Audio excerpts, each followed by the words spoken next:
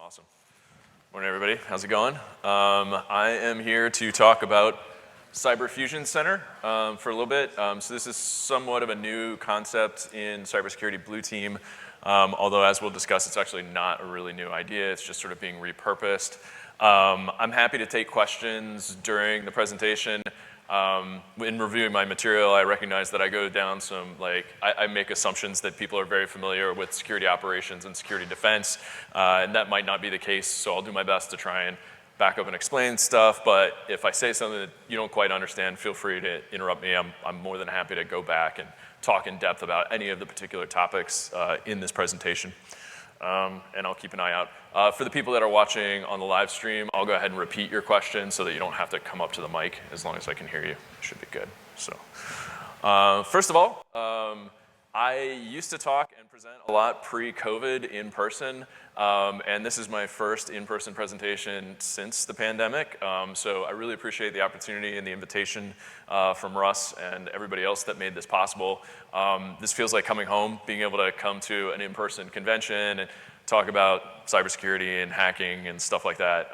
This was definitely a huge part of my career pre-pandemic, and things really got thrown off. I'm really pleased to see that B-Sides Philadelphia is coming back this year, and it seems like we're starting to pick back up in the scene here in the region. So appreciate this opportunity, and thank you all for being here and making this actually a possibility and happen. So who am I? My name is Justin Klein Keane. I used to go by the hacker handle Mad Irish, but that's kind of gone by the wayside. If you Google Mad Irish, you'll find me though. I've been in cybersecurity for about 20 years. I started my career as a software developer before cybersecurity was really a thing that you could do. Moved into red teaming from there, doing a lot of application security, so very involved in OWASP Philadelphia for a little while. Spent most of my career in higher education and healthcare, working for University of Pennsylvania, Mainline Health, Penn Medicine. Before I went to the dark side, I started working in consulting, which is why these slides are such trash. I have to make pretty slides for a living, and I just didn't want to do it. So it's all just going to be black and white, no pictures for the most part. I actually left consulting and went to work for Facebook, which became Meta, which was a horrible decision on my part. I regret it every day of my life before coming back to consulting.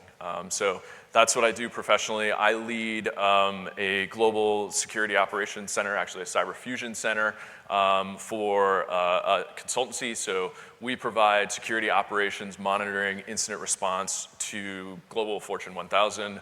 My team does full 24/7, 365. I've got folks in India and in Prague, as well as full remote here in the United States.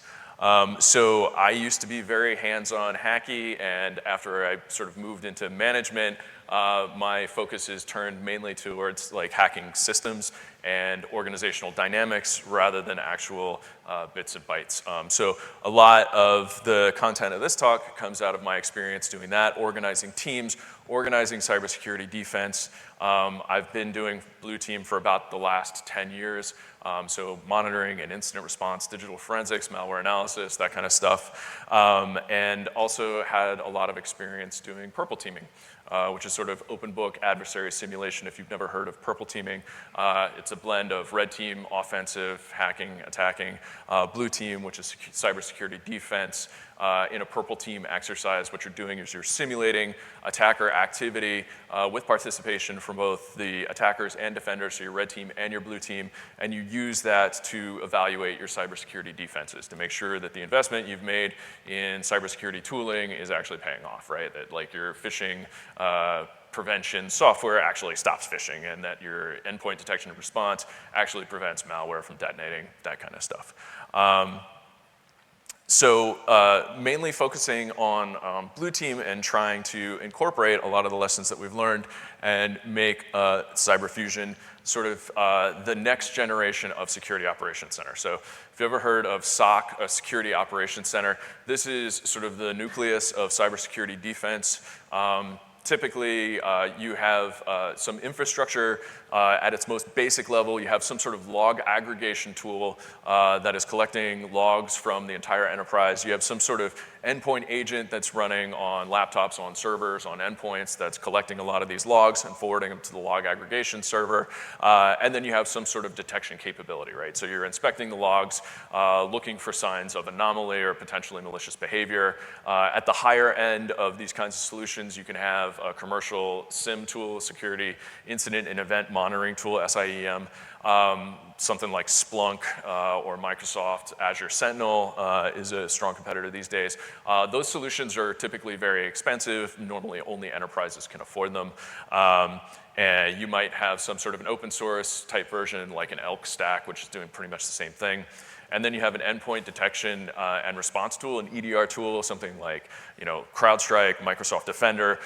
These are all just basically agents that are sitting on the endpoint. They're supposed to be like next generation antivirus. They're looking for malware or signs of anomaly, strange user behavior, that kind of thing, and sending signal, what we call telemetry, up to your SIEM tool.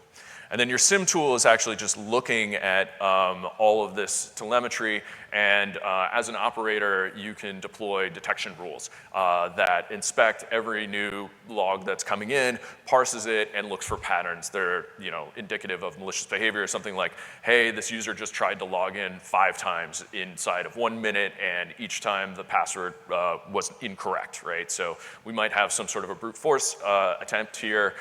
So the SIEM will produce an alert. And then you have SOC analysts, Security Operations Center analysts, that are monitoring sort of the alert queue and responding to all of these signals. This is a kind of profession that's going to be relatively future-proof because regardless of how advanced your detection engineering or your algorithms or, God forbid, in the future, your artificial intelligence is, users do funky things with computers, and so it's very difficult to get a high-fidelity detection, so one that fires true positives at a rate of like 90 or 100% versus false positives. And so you need your security operations analysts looking through all of these alerts and trying to figure out, is this something that is actually bad, or is this a user just doing some weird thing?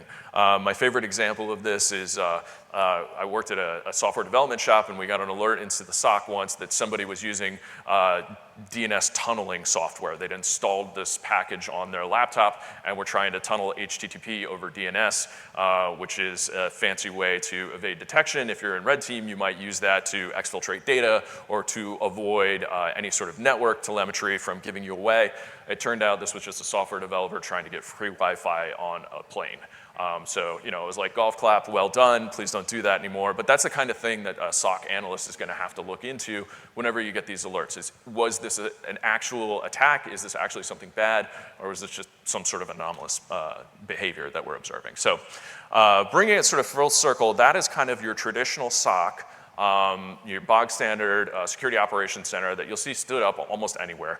And they can vary in sort of scale and scope and technology sophistication. But looking towards the future, a lot of people in the industry are trying to think about what is the next generation of SOC, right? How do we do a better job at detection and response? There's sort of been this maxim forever that the bad guys, the adversaries, the red team, they only have to be right once. But the blue team has to be right 100% of the time. And it sort of comes from vulnerability management programs where you have to make sure that all of your systems are patched and all of your password standards are up to date. And basically, all of your security standards are applied uniformly across your enterprise. And if you mess up once and the adversaries of the red team find that one deficiency, they're going to be able to punch through and get into the organization. I think that's a little bit of a fallacy over my time doing blue team. What I've come to discover is that the blue team doesn't have to be right 100% of the time. They just have to catch the red team messing up once. So as an adversary, if you're trying to break into a network, if you trip any alarm, no matter how small, that will give the security operations or the blue team an opportunity to spot you, right? So one attempt at lateral movement where you, say, port scan an adjacent machine or try and utilize credentials that you may have harvested to access a data center, or one attempt to access a network segment that you're not supposed to, that should trigger an alarm for the security operations center. to investigate. And what my team does is they spend a lot of time looking into these small anomalies, which typically are not these huge red flashing lights that, oh my God, something bad has happened, but more like, hey, a user's doing something really weird here, right? Somebody just tried to make a Git commit not using their enterprise credentials, but using their personal credentials. Like, what happened? Why did that happen? Somebody did try to access a resource that they've never accessed before. Why are they doing that? Someone just tried to log in using the Yandex web browser, which we never see ever. Yandex is like Russian Google, basically. Why did that happen? Is that indicative of malicious activity, or is it actually something legitimate? So in order to increase our chances of spotting the one time the attacker messes up, what we're starting to do is adopt this approach to security defense that's aligned to fusion centers. So fusion center is not anything new. It's existed in military and government and law enforcement for decades at this point. The idea of a fusion center is you move certain interested groups historically physically adjacent, right? So you get representatives of different organizations and you stick them in the same office or in the same building. And the intent is proximity is going to facilitate greater interaction, greater communication, and faster responsiveness, right? So that when one entity in the fusion center spots something that might be interesting to another entity in the fusion center, they can just shoulder tap them and say, hey, this is kind of cool, let's check this out. So we're trying to adopt that model to cybersecurity. And if you can think about like an enterprise cybersecurity program, you typically have multiple different departments in that program. And the idea of the Cyber Fusion Center is to try and aggregate all of those departments together in a way that facilitates that communication, that interaction, and ultimately that speed in reaction. And you can do this in a couple of different ways. You can do it sort of organizationally, and you can do it functionally, and I'll talk sort of about both. But there's a couple different approaches to this. It's not hard to do. It doesn't require any budget, really. It can be done at almost any scale. So I've seen organizations where their security defense is, a handful of people, and you could scale this up to several hundred people, where I've seen, financial services especially is very good at doing this at really, really broad scale. Any questions so far? Everybody seems good? No? Cool. All right. So I talked about Security Operations Center, right? This is kind of the nucleus of your fusion center, but there's a bunch of adjacent groups, right, that you might find in a typical security department or a profession. A lot of times, depending on scale, you'll have a single person that wears multiple hats that does a couple of these different things, but these include things that I typically refer to from a SOC perspective as advanced services, right? So this is the stuff that comes following on your alerting and response, right? So your Security Operations Center might get an alert for some activity or whatever. They might escalate it up to a different team to do something like malware analysis, to do cyber threat intelligence research. They might share this information to your threat hunt team to help them contextualize a lot of their efforts. In the worst case, you're escalating to your digital forensics or incident response team because you've actually uncovered something really bad that might have happened and you need to conduct a full-scale response. And then you'll also typically have, a separate security engineering group that's working adjacent to the Security Operations Center, and they might do everything from, just tool deployment, architecture, maintenance, upkeep, all the way to sort of active development, doing things like creating those detection rules I talked about before, refining them, working with the Security Operations Center to understand how well those detections are working or not working with the Purple team to figure out, are these detections actually going to fire in the case that something bad happens. That can be particularly challenging. All right, so we've sort of talked about, the adjacency and the response time. What really makes the Cyber Fusion Center tick is understanding inputs and outputs for the various components, right? So one of the first steps that you usually take when you're gonna try and put together a Cyber Fusion Center is identifying the various components that you have available to you, and a lot of that's gonna be dependent not only on technology and budget, but also on skill, right? Like if you don't have somebody that understands malware reverse engineering, you're probably not gonna have a malware analysis component. You might decide you're gonna outsource that, rely on another provider, or you might just skip it altogether. So the first thing you want to do is catalog, in addition to my Security Operations Center, which hopefully you have, what are the other cybersecurity defensive capabilities or blue team capabilities that are adjacent? And then you want to understand what are the types of things that become inputs for that capability, and what are the types of things that become outputs for that capability. So for instance, your detection engineering group might be part of your security engineers. These are the people that are writing the rules, and I'll bring up an example of this. As inputs, they might take information from your cyber threat intel team in terms of what are emerging threats, right? What are new threat groups doing? What are new tactics, tools, procedures that they're utilizing? That might be one input into their queue of decision making in terms of understanding, okay, what is the next highest priority detection that I need to write to enhance my overall detection catalog to, advance the capabilities of the Security Operations Center to be able to spot stuff. They might take inputs from the red team, right? You might have pen testers in your organization or just out about who might have discovered new attack techniques, new persistence techniques, new techniques for lateral movement, and you want to feed that into your detection engineering group. And really the list goes on. And so every single advanced service and the SOC itself have a number of inputs and outputs, and being able to identify them and to figure out which groups feed their outputs into which other groups' inputs is really what creates the Cyber Fusion Center. Getting this right is tricky. It takes a lot of thought and investment, and if you don't get it right, you can actually, and I'll talk about this a little bit later, you can run into some reverse incentives where you could actually create your Cyber Fusion Center in such a way so that it degrades your overall capabilities rather than enhancing it. So there is some risk in doing this, but in the ideal world, what you're ending up with is a Cyber Fusion Center that enhances the capabilities of all of the component parts.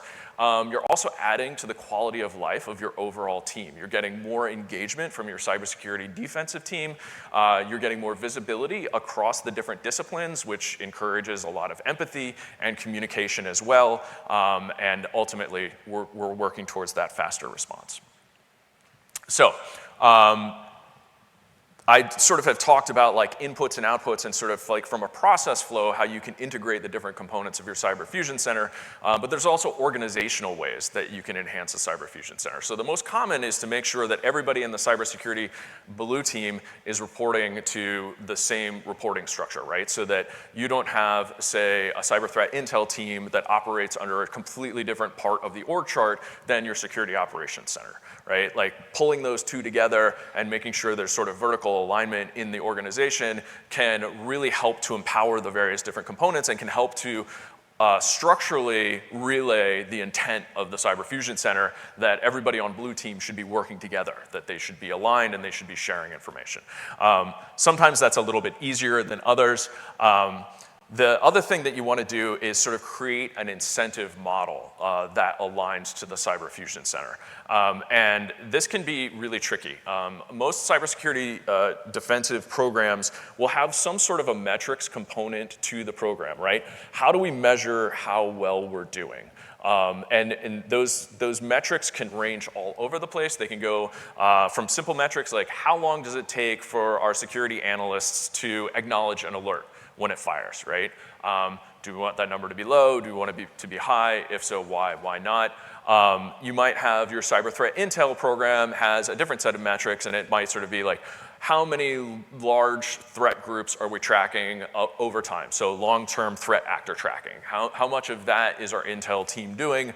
You might be able to measure how responsive is our intel team to requests for research, right? If somebody submits to the intel team, hey, I just heard about this crazy group scattered spider and I want to understand like their history, background, are they a threat to us? How rapidly can your intel team respond to that? You might have threat management team that is being graded on, say, how many unpatched servers are there? Or what is the proportion of critical vulnerabilities to low vulnerabilities in our environment? How is that changing over time? It's important to understand that because when you're setting up a Cyber Fusion Center, you want to deliberately create incentive-based metrics that encourage the type of interactions that you're pursuing, right? So the simplest one here is with threat intel, and I'll talk about that in a little bit.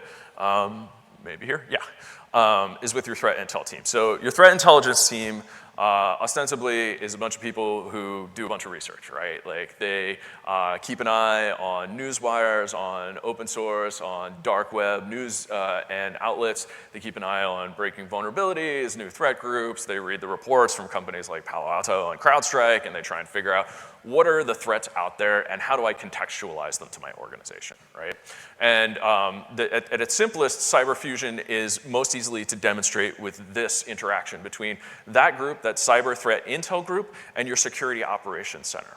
And cyber threat intel is kind of a fraught field because when it started, probably over a decade ago, what private industries did is they went out and they hired a bunch of people with government or military experience and said, hey, we want to do this threat actor tracking thing, we want to do threat intel, it sounds really cool. We want to proactively identify threats to our organization. So we're going to hire all these ex-NSA, CIA, or military people, and we're going to set them to this task. And unfortunately, the way that you track threat actors in the government is very different than the way you track threat actors in industry, right?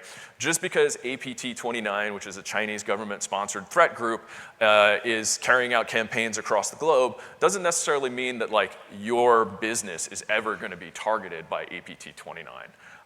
Or APT27, or whatever the case might be. And so about a decade ago, there was pretty massive investment in cyber threat intel. A bunch of really smart people got together, formed these big teams at big banks, corporations, that kind of stuff. They do this long-term threat actor tracking. And it didn't take long before an enterprising C-level executive showed up and said, what are you people doing? And the intel team said, we're tracking threat actors. And the C-suite would say, yeah, but why? Like, why do we care? And the intel team would be like, well, I don't know, because they might attack us someday, and if they do, we'll understand. And they all got fired, basically.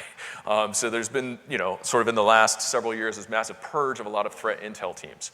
And I think what traditional approaches to threat intel got wrong is they didn't use the fusion center approach, right? So we've got, on the one hand, our threat intel team, which you could sort of think as your white tower or ivory tower academics who are doing all this research and tracking and stuff like that. And on the other end, you've got your security operations center. And what are they doing? They're spending all day looking at actual attacks that are happening in an organization, right? Like alerts that are firing, phishing attacks that are coming in, all sorts of different indicators that there might be something bad happening. And if you have the two organizations operating in silos, you're missing a ton of opportunity there. The first thing that you're missing is the security operations center. They operate like firefighters, right? So they get an alert, they investigate it, they close it out. Turn to the next alert, get it, investigate it, close it out. And they're just sort of moving serially through the alert queue. Without much in the way of memory applied, right? Like they don't apply much context or history to any particular alert. And especially because a lot of security operations centers are operating 24/7, you're having things like shift changes. And so you might get lucky and have one analyst who recognizes like, hey, there's a repetitive pattern that's happening here. Like I've seen this alert a couple times, like that's kind of weird, I should look into it. But especially if you sort of think about the breaks in shift and in coverage, it's very likely that you could have a long series of interrelated events that the Security Operations Center never identifies as interrelated. And that's where we can sort of think about the interplay between these two groups, right? So if your Security Operations Center, when they're doing investigations, if they collect indicators of compromise or other pieces of data that might be useful for threat actor tracking, and they submit them to your threat intel team as an RFI or a request for intelligence or request for investigation, the intel team can then take that bit of data, they can first of all log it and store it so that they can query it later, and then they can try and contextualize it, right? They can look up stuff like reputation on IPs or see if, infrastructure that might be used has been reported publicly. They can see if, hey, this email account has been associated with this threat group, and they can begin to create a much more comprehensive picture of what's going on. So I sort of talked about the incentive models here, and one way that you can incentivize this type of behavior is you can actually grade your SOC analysts on the number of RFIs that they submit to the intel team. And you can set baselines and expectations and say, hey, you as a SOC analyst, you're on shift for 8 hours. I expect you to be submitting at least one RFI to the intel team. And if you're not meeting expectations, and your performance evaluation could suffer.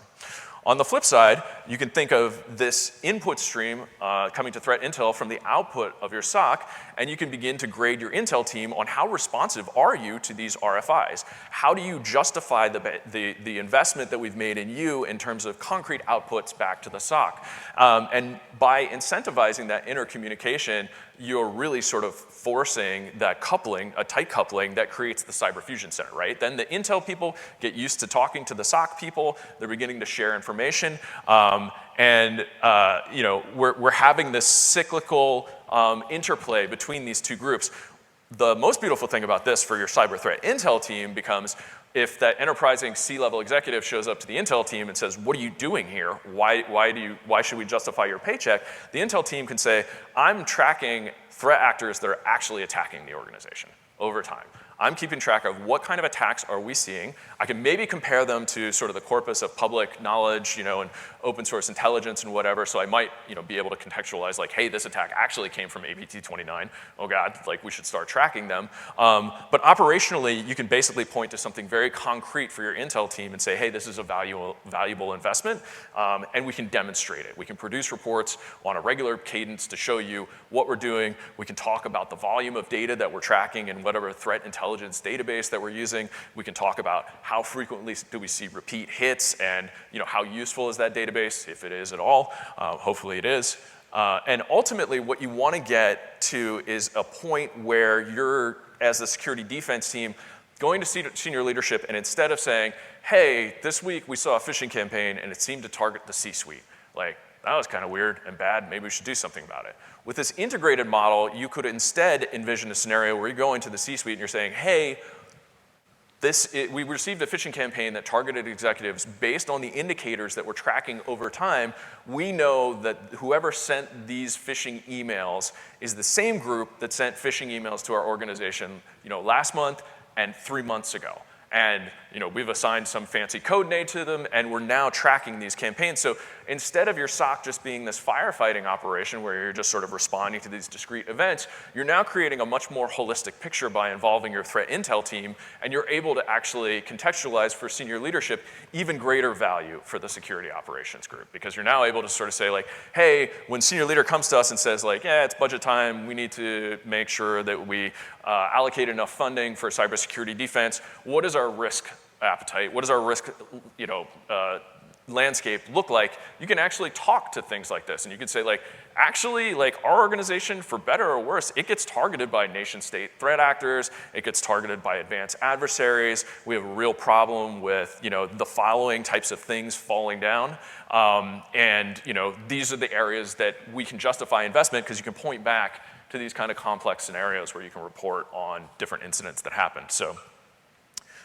The SOC and threat intel is probably the easiest example of cyber fusion, but you can start thinking about adding new components to this and how the inputs and outputs for these additional components not only help to bolster your existing capabilities, but really open up new possibilities, right? So I've just sort of thrown in incident response in here. Your incident response team might get escalations out of your SOC. Hey, we're pretty sure this is something bad. We need you to go out and do a remote capture of this endpoint to figure out like what happened here. Maybe we have a malware sample that we've managed to collect. We're going to go ahead and pitch that to you, and you can sort of see you could create this cyclical loop between your incident response team and your SOC. Again, you're facilitating greater communication, interaction, and then you're also able to get this third arc from incident response all the way back to threat intel, where the incident response team can operate a lot like the SOC. They can collect data, submit them as RFIs for the threat intel team, and that interaction is really golden, especially if you're dealing with a pretty complicated incident, because your threat intel team is able to async on a lot of the information that the incident response team is getting, archive it, pass it off to other groups that might be supporting security defense, and then pass the results of the RFI back to the incident response team, basically enhancing their capabilities, not just to sort of examine a piece of forensic data and draw up a report for senior leadership, but now again, you're beginning to be able to contextualize, like, hey, this endpoint was compromised, we found evidence of this type of malware, we submitted that to the threat intel team, they tell us they've seen this before or they haven't seen this before.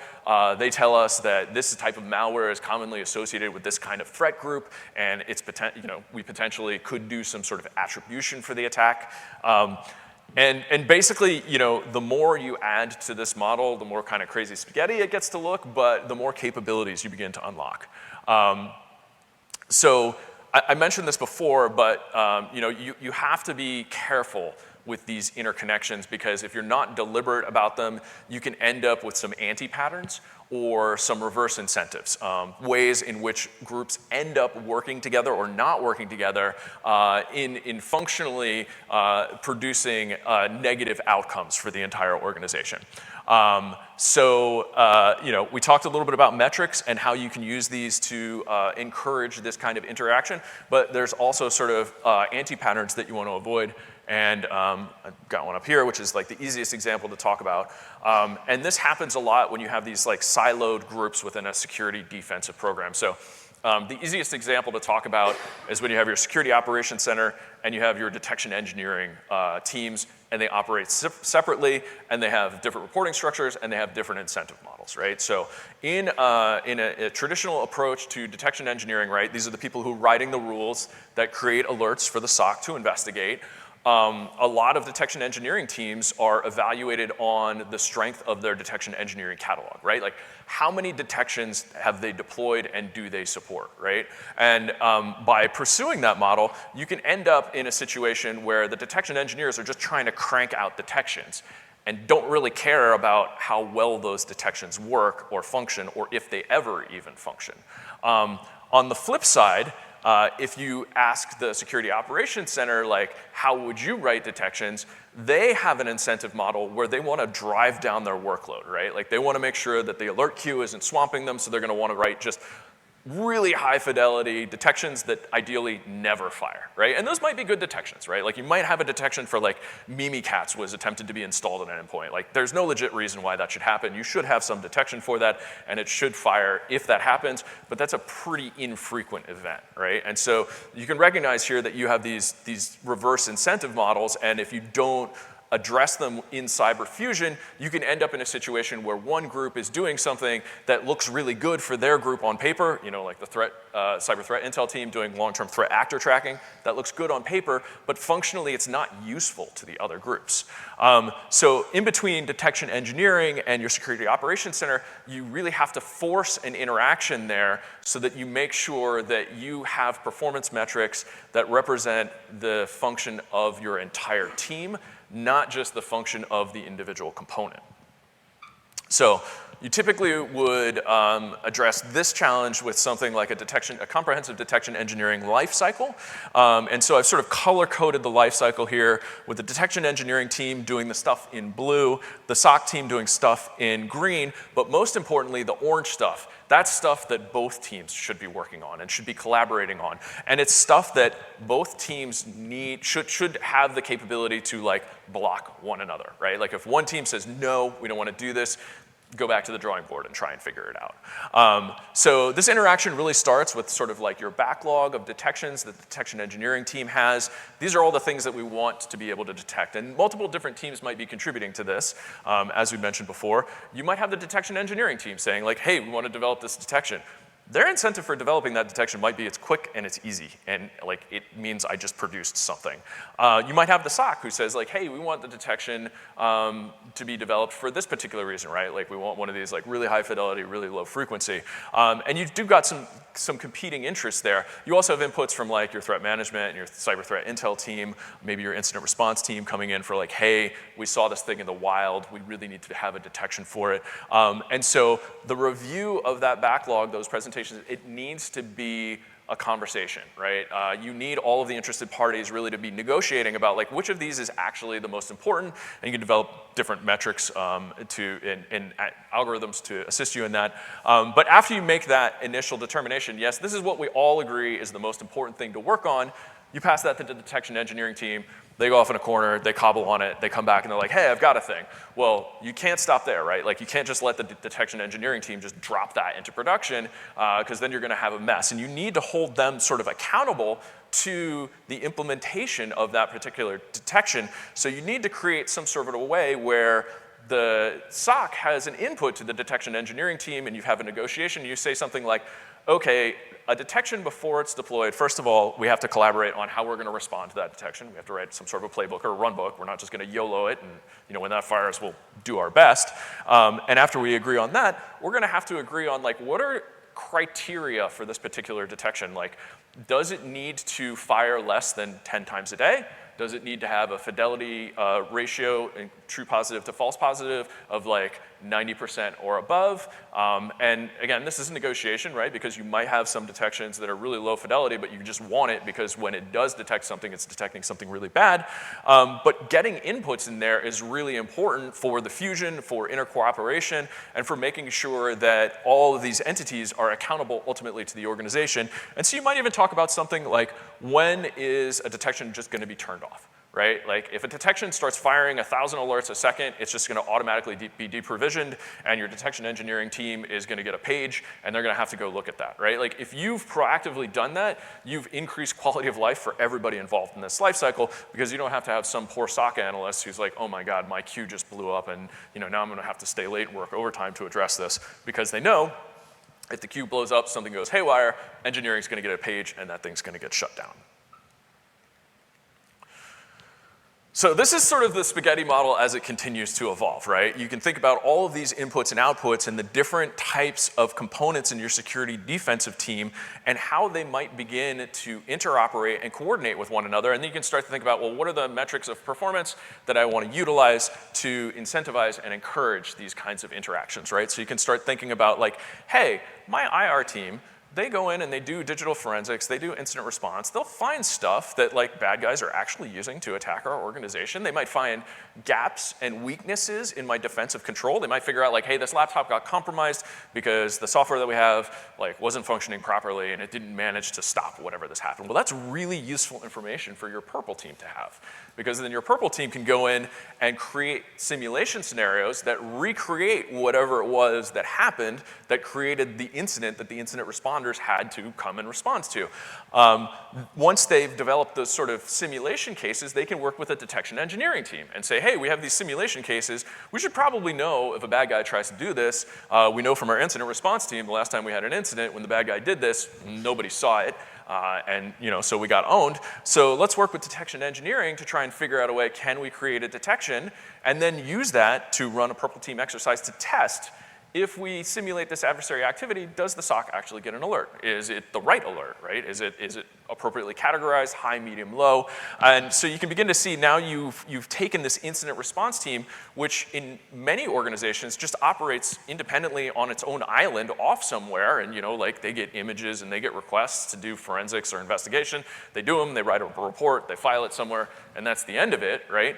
And you now have put them into this ecosystem where they're expected to interoperate with other players in the ecosystem in ways that are mutually beneficial. And so I've sort of thrown threat hunt team on here too, right? So these are the people that are sort of writing queries to go look back through your log aggregation tool, whatever it is, to find anomalies and figure out, hey, was there some bad activity that like slipped through the net that like we just didn't notice at the point in time? And so I'm going to start writing some queries.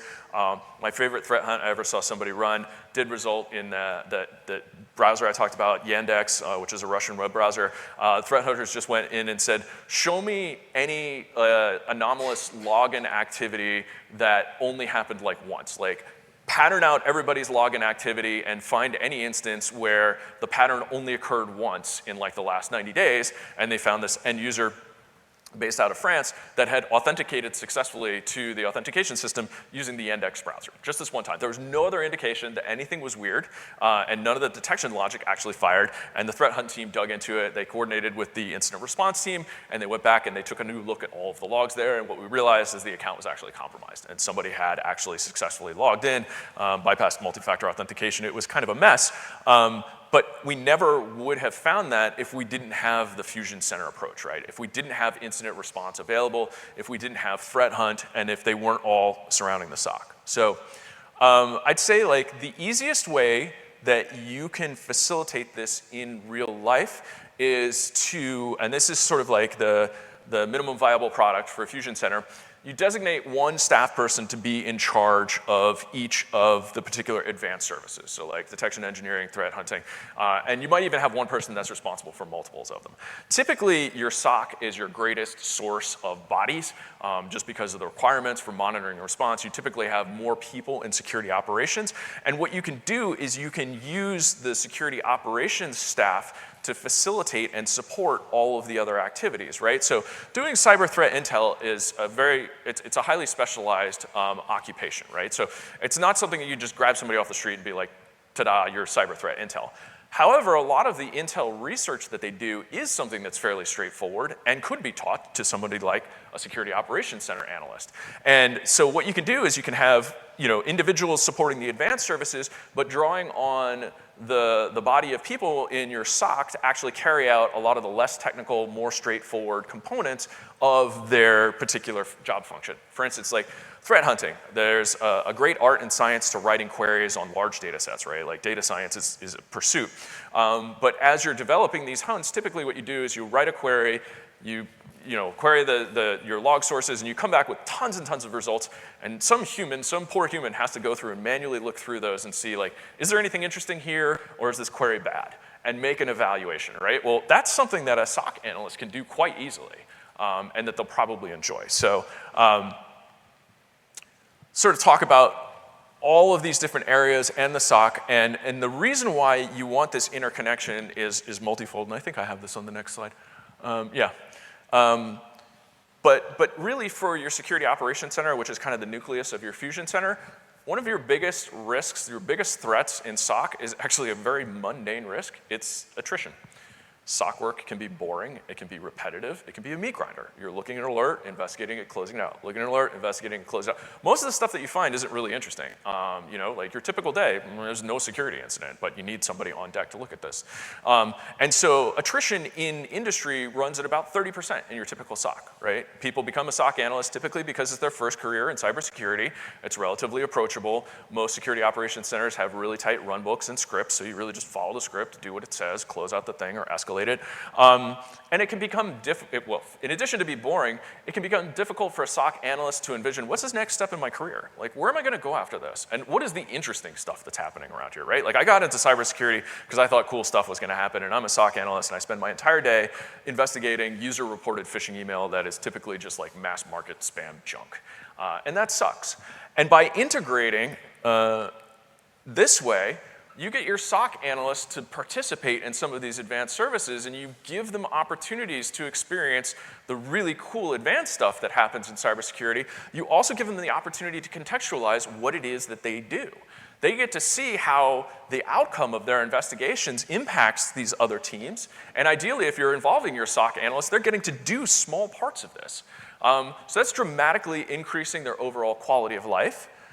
It also facilitates knowledge diffusion amongst your team, right? You no longer have any ivory towers where people do this magical thing off in a corner. They're being forced to train the SOC analysts on how to support them. So they're exposing your SOC analysts to, like, what is the next step in my career? The SOC analyst feels like, hey, I'm learning something new. I'm not just spending all of my day in the queue. You're improving the capabilities of all of your advanced services because now they have access to more resources, more people to do this work. They feel a stronger sense of ownership and interaction with the SOC. Like, typically the SOC is sort of like the bottom of the ladder in your cybersecurity defense, and they get kicked around by everybody. Well, you can't really kick the SOC around if they're responsible for supporting whatever it is that you're doing in detection engineering or cyber threat intel, threat hunting, purple team, whatever the case might be. And so in addition to sort of getting this interplays, these efficiencies, these quality of life, you can see how overall this approach is really just improving your cybersecurity capabilities and ultimately the satisfaction of your team, right? People who are involved in these style teams tend to be more engaged. They tend to have a much longer tenure. You tend to have a lower risk of attrition. When people are ready to move to another team, they're already pre-trained, right? They've already worked with that team. They have the opportunity to try stuff out, right? Like, I can't count the number of times I've counseled people who are SOC analysts who are like, I really want to get into malware analysis. That seems awesome. Or, I really want to do red teaming. Pen testing seems amazing. And then you say, like, okay, let's go ahead and do that. And you get that person that opportunity, and they start working in that job, and they're like, actually, this sucks. Like, pen testing is mostly writing reports. I hate it. Malware analysis is really complicated. I'm staring at, like, hex code all day until I'm going blind. I don't like doing this. With the Fusion Center approach, you're giving people proactive opportunity to explore those career paths so that they can help out with the red team in some small way and be like, actually, I thought this was really cool, but now that I'm on the inside, I don't like it at all. And ironically, I really enjoy my work with the threat hunting team. I really like writing really complex KQL queries to dig through Azure data sources. Like, who knew? So So, you're encouraging that knowledge transfer, the diffusion. You're maximizing the potential that as people pursue their career inside of your organization, they're going to find places that they actually like and they understand the contribution. As you have people sort of moving up and out of the SOC into the advanced services, you'll find they're a lot more sympathetic to the SOC, that they're much more open to communicating and interacting with the SOC. And so what had become, what was maybe traditionally the bottom rung of your cybersecurity team ladder, it's now become the nucleus. And everybody understands the value and importance there. You're really elevating the contributions of everyone in the SOC, and you're contextualizing it with all the interplay. The advanced services approach is also helpful for the people who are working in those advanced services, because in many organizations you can run into a problem where you feel like you want to have one of these advanced services, like you want to have a threat management team or you want to have a cyber threat intel team, but you don't know if there's going to be enough work for those people to do. And you might hit dry spells where those advanced services like malware analysis, there's no malware to analyze, like what do they do? With the Fusion Center model, right, because we've already encouraged that interplay, the knowledge transfer, and the interaction, you have the advanced services be able to kind of amoeba-like extend out from the SOC and then be reabsorbed in the SOC. So anytime where there isn't an active incident and your digital forensics and incident response team isn't doing anything, they're coming back to the SOC, right? They're reporting to the same person who leads the SOC, and they're asking questions about, hey, how can I contribute to the overall function of this nucleus and enhance what we're doing as a team, rather than just drumming their fingers and wondering if they're going to get a phone call on a pink slip because we haven't had an incident in a really long time. So you're helping the SOC, you're protecting your advanced service, and ultimately, I hate using this word, but you're really encouraging these synergies between the various components by forcing them to work together. And that's all I got. Any questions along the way? Sorry, I bombarded you with a whole lot of information just there. Cool. We have about 12, 13 minutes for questions. Please use the mic up front if you're going to ask a question. Thank you. I can repeat a question too if you don't feel like getting up, but thanks. Gotcha. All right. So I kind of have a question here. We sort of have you mentioned the SOC threat intel team kind of feedback loop being like requests for information. Mm-hmm. Kind of have a mismatch between a threat intel team kind of operates at the higher levels of the pyramid of pain, and like a SOC team's kind of used to like IP addresses. Yep. So how do you get a SOC team analyst, or just your SOC team in general, to start thinking of things in terms of TTPs versus kind of living in that world of IPs and domains? Yeah.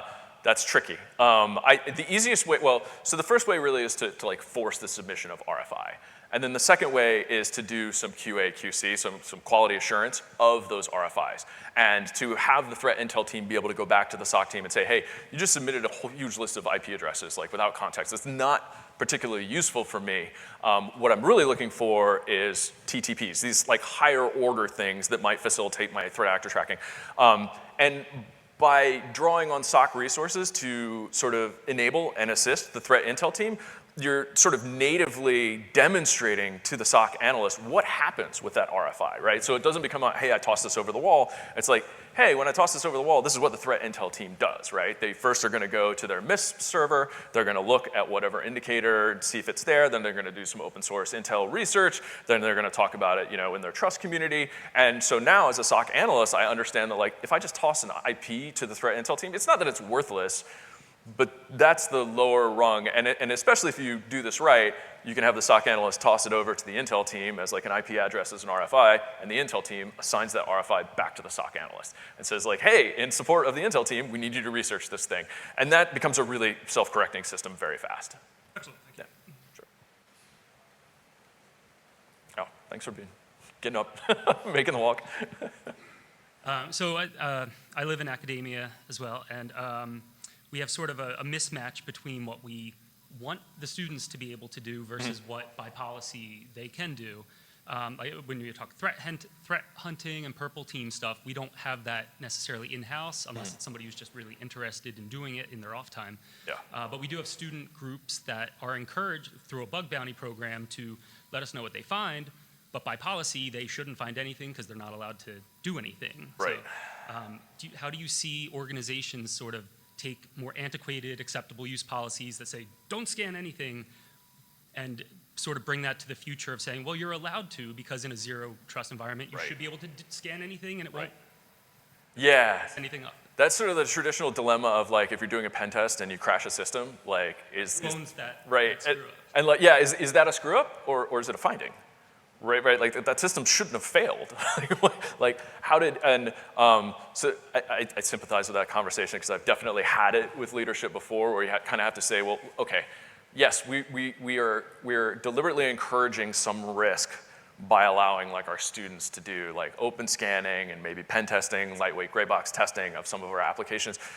But the reality is that risk exists regardless of whether or not the students do it, right? Like by encouraging the students to do this kind of thing, you're gonna have early warning and early detection of these problems, which is where you want to find those issues, not in an incident response scenario where you've just paid Mandiant like $40,000 to show up and say like, yeah, your stuff is broken and somebody found it and they punched through. So definitely sort of sympathetic to both sides. Purple team testing has, in my experience, been a really good entree to that approach where you can basically say, hey, we're gonna take a system that's representative of a live system, we're gonna isolate it, and we're gonna run through a series of tests on that isolated system to figure out, if there might be any problems, right? Because then you've sort of created a firewall between the production system and whatever you're testing. Logistically, that's a little bit difficult. It requires some investment. You have to have some hardware, like that kind of thing. So, but sometimes if you do that a few times, you can kind of encourage people to realize like, hey, these problems exist out here in the wild, and we really want to find them before we have a problem, right? You can also work with your red team or your pen testers.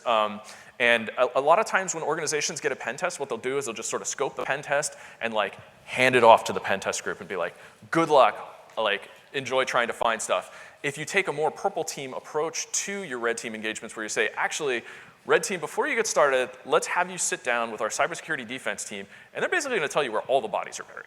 They're gonna tell you like where all the unpatched systems are, where all the groups are that are like running old Windows NT for whatever reason, the places where you're going to find the most return for the pen test team is gonna be very interested in that conversation because it makes their job easier, but then it also can help you as a blue teamer to demonstrate to senior leadership like, hey, like when the pen testers knew where to look, like they just got gold, they just ripped through everything. Guess what? We already knew where to look. Like your blue team has that information, and if we can expand the visibility of that blue team by, say, using students as sort of the eyes and ears, we might have a much better understanding of what our overall risk landscape is and whether or not that matches to tolerance.